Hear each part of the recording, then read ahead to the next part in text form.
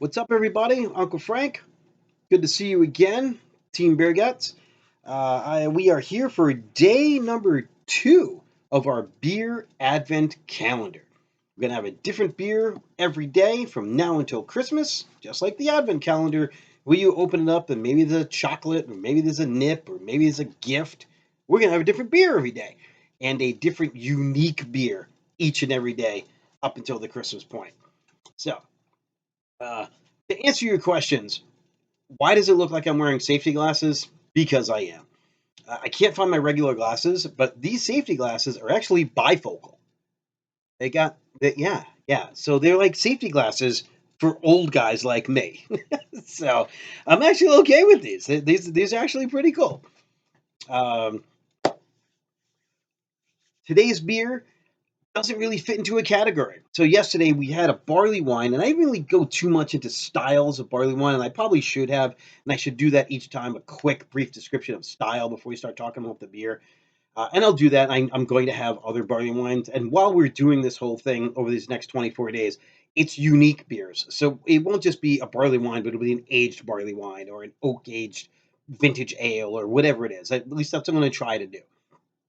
So this particular beer, Smut Labs. And yes, I am part of Smutty Nose and Smut Labs. This is before my time. This beer is called Brett and I. And the Brett with the double T's means Brettanomyces. So that's where we'll start a little bit of our beer education. What exactly is Brettanomyces? So the beer, Brettanomyces will give beer a little funk, so to speak. It is a yeast strain and it is a bacteria. It's a little bit of both. So sometimes people will think of it as, oh, I got Brett, it's infected. But there are other beers that you want to put this into it. It can give you your barnyard horse blanket type flavors, which do not sound very appealing to probably 90% of everybody out there. But if it's what you're looking for, it's very tasty. If you're a wine drinker, these are terms that are actually pretty common.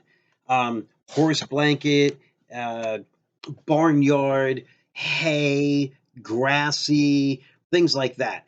And that's what Brettanomyces will bring to a beer.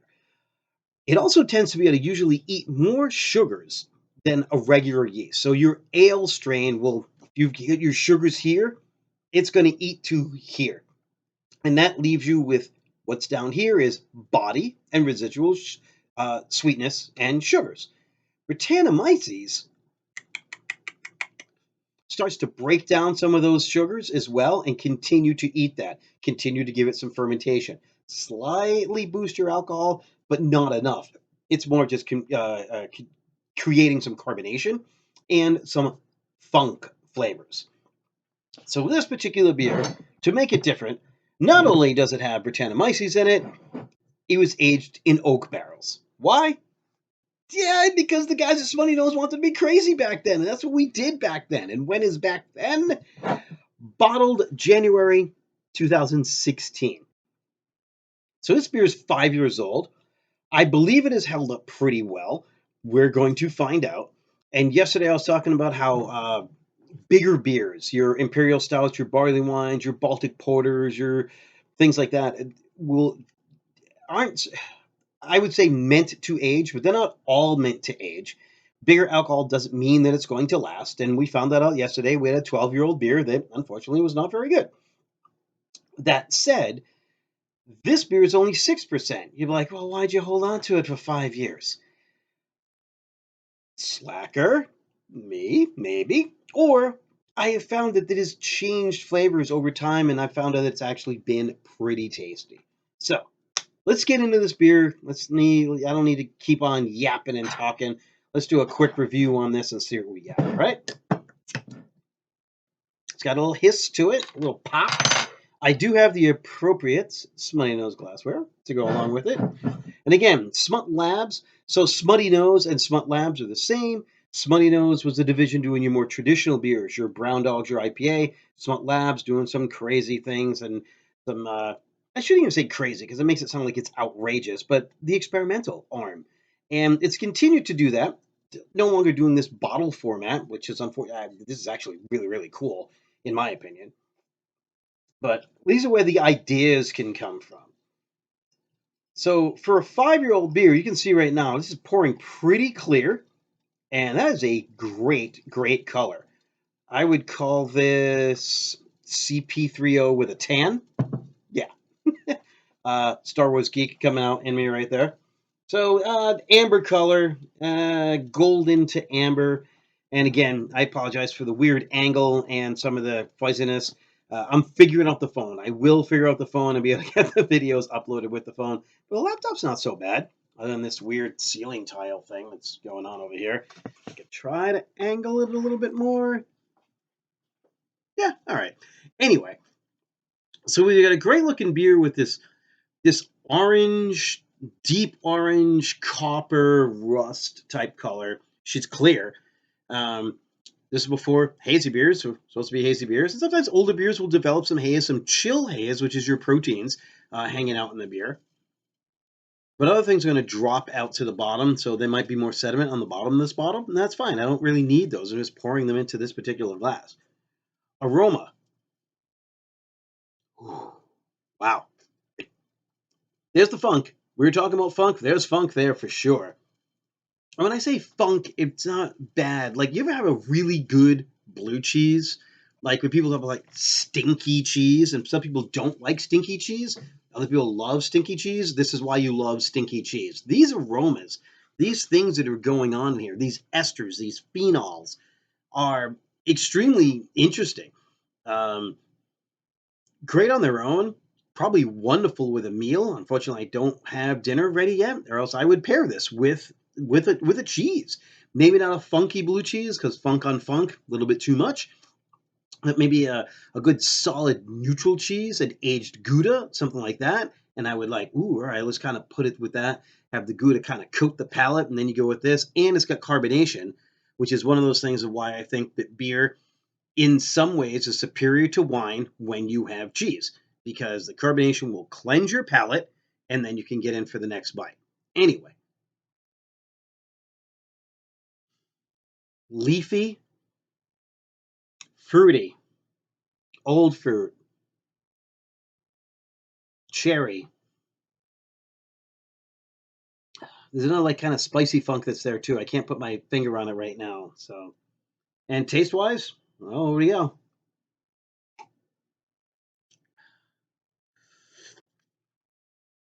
Oh, that's good. That's refreshing, is what that is. So here's where I'm going to talk a little bit about the difference between tart and sour. And people love sour ale. Sours are like the whole thing now. It's like hazy IPA thing. I want sour. Maybe I want a hazy sour IPA. No, no, you don't. Don't want that. You don't want that. But um, uh, sour and tart, I felt like tart is that sour, it grabs you right here and it's very dry and it dries out. Where sour can kind of stick there.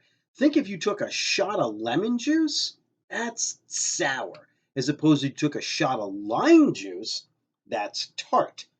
What are you going to put into your margarita? Margaritas are known for having lime juice. If you made a margarita with lemon juice, it might not be that great because there's too much sour. What you want is tart. And tart has a crisp finish to it and allows other flavors to be able to come through. In this case, fruity.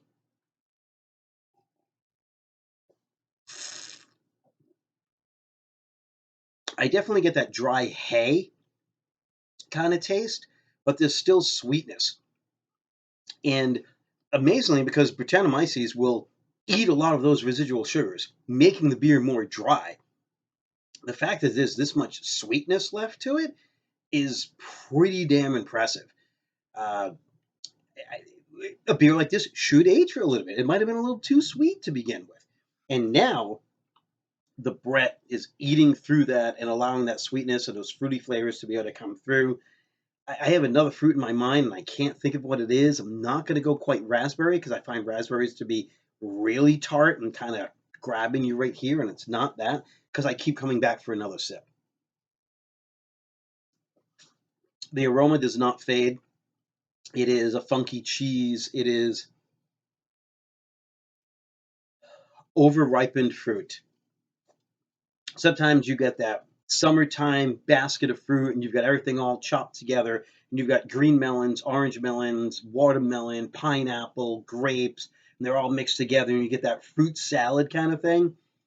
If you let it sit a couple of days too long, you can smell that. You're like, oh, it's fruity, but and it's before it gets to be to the point that it's off-putting.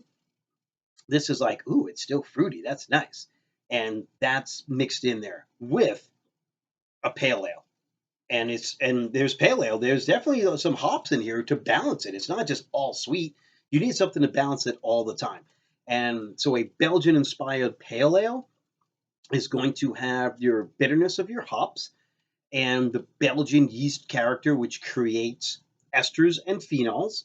Esters are fruity, phenols are spicy, and there's a little bit of both going on with this. So yeah, this is really complex. This is nice, and I'm actually pretty upset that I didn't make dinner first to be able to have this with dinner. Uh, Maybe I have some cheese in the fridge, and I might have this as an appetizer to go along with it. So, does it fit in a category? Probably not.